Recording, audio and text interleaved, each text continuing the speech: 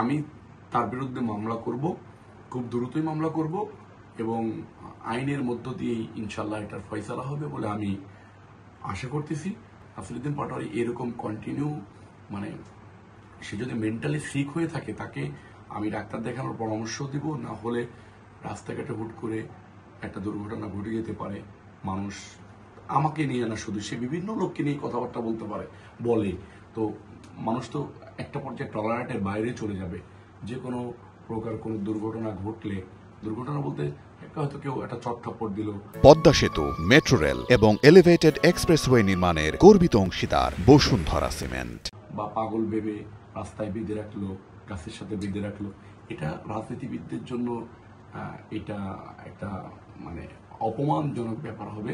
আমি সেই দায়িত্বশীল জায়গা থেকে নাসিরউদ্দিন পাটোয়ারি সম্বন্ধে কথা বলার মতো মাইন্ড রাখি না, পার্সোনালি রাখি না।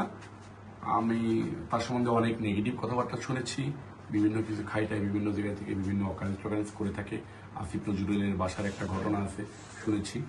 তো আমার কাছে কথা হচ্ছে যে সে যদি রাজনীতি করতে চায় তাহলে নিজের শ্রম মেধা দিয়ে পলিটিক্স করে মানুষের মন জয় করে ভালো হোক, ভালোভাবে রাজনীতি করে মানুষকে ভালো কিছু দিক, আমি সেটা তাকে পরামর্শ দেব।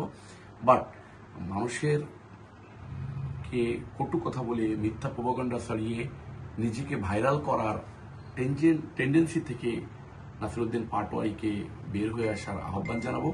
আমি নাসিরউদ্দিন পাটোয়ারি যে মিথ্যা তথ্য, বিভ্রান্তিকর তথ্য বক্তৃতায় বলেছে এবং সেটা বিভিন্ন গণমাধ্যমে প্রচার হয়েছে, আমি সেটাতে অত্যন্ত ব্যথিত হয়েছি। এই কারণেই ব্যথিত হয়েছি যে মিথ্যা প্রোপাগান্ডা ছড়িয়ে একটা রাজনৈতিক দলের কর্মী কিভাবে নিজেকে এস্টাবলিশ করতে চাই, এই ব্যাড টেন্ডেন্সি থেকে আমাদেরকে রাজনীতিবিদদেরকে বের হয়ে আসতে হবে, না হলে সমাজ আমাদের কাছ থেকে কি শিখবে।